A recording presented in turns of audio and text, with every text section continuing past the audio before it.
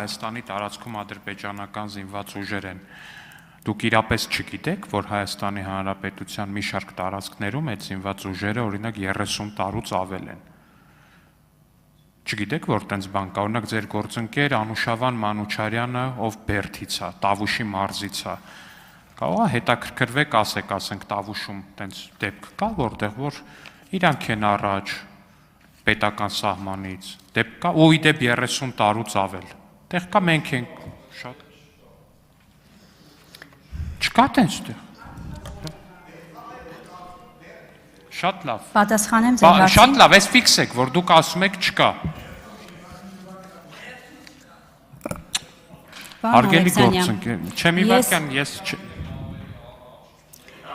Պարոն Մանուչյան, հարցը ճիշտ չեք հասկանում։ Էդ եմ ասում, չեք հասկանում հարցը, բան եք անում։ Հեսա, տեսեք արդեն իսկ պատասխանը ձեր գործընկեր, բայց չգիտեիք, որ տենց բան կա, երկրորդը ոնց հասկացա, դուք հայտնի պարոն Մանուկյանը ակնարկում էր, որ Սյունիքի նախկին հայտնի մարզպետ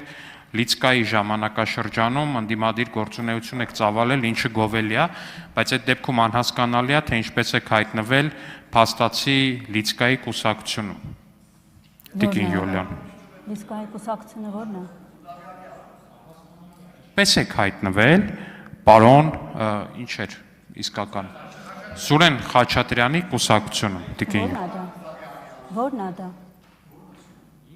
Որ կուսակցությունն է անում տվեք։ Նոր հանրապետական կուսակցությունում, տիկին Յոլյան։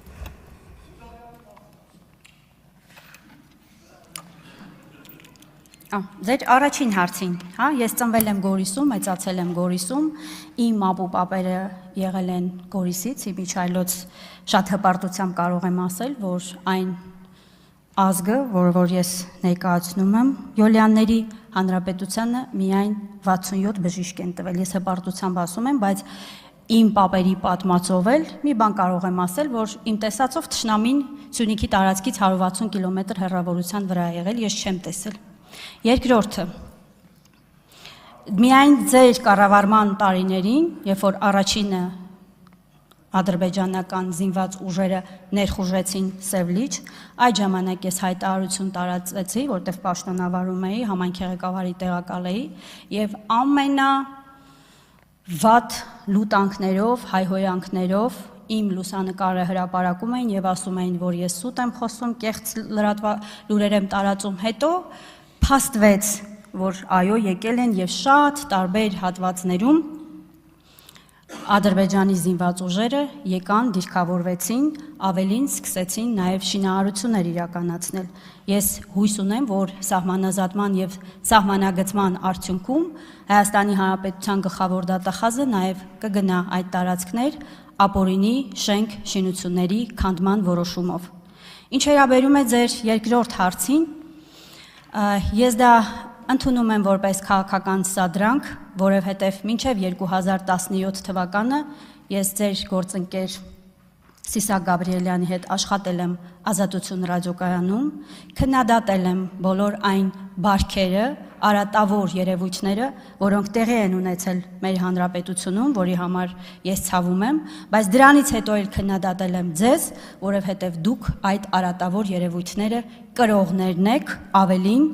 որևէ կերպ կաշկանդված չեմ, ինչպես որ պարոն Գեգամ Մանուկյանը նշեց, եթե ժամանակին որոշակի կարմիր գծեր առկա էին, ձեր իշխանության օրոք, ես որպես կին եմ ասում, նաև ձեր քաղաքականության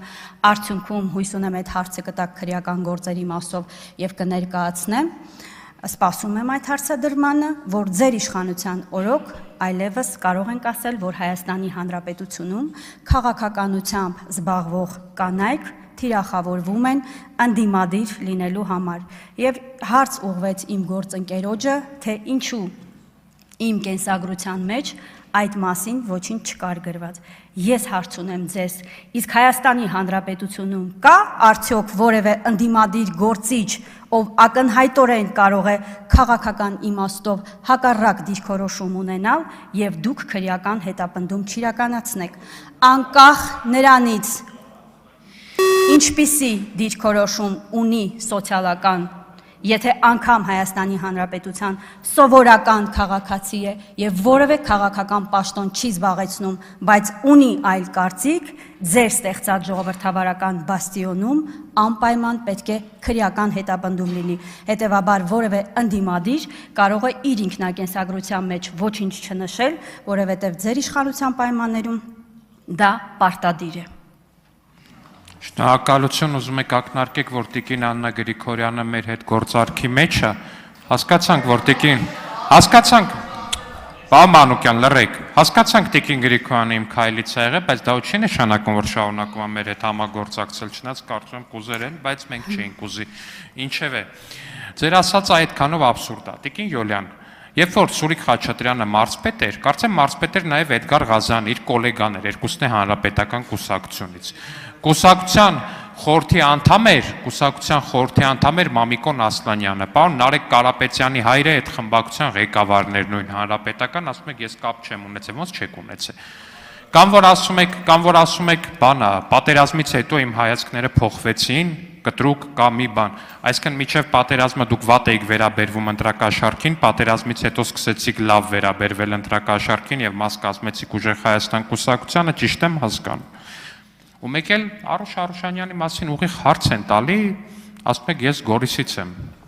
Հա, դուք Գորիսից եք, հասկացանք, ձեր ընտանիքում շատ բժիշկներ են եղել, երկինքը կապույտ է, արևը դեղին։ Այդ ամեն ինչը ընդունում ենք ու հասկանում ենք, Արուշ Արուշանյանի գործունեությանը ո՞նց եք վերաբերվում։ Ոնց եք գնահատում 10 բալանոց համակարգով Արուշ Արուշանյանին որպես համայնքապետ։